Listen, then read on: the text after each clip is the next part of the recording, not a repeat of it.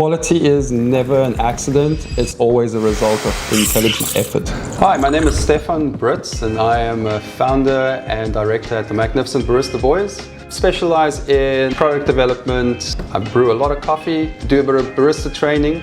So I got into coffee around 2006. I was requested to enter a barista competition for the Western Cape. Got the worst stage fright. I entered myself into the next one the following year.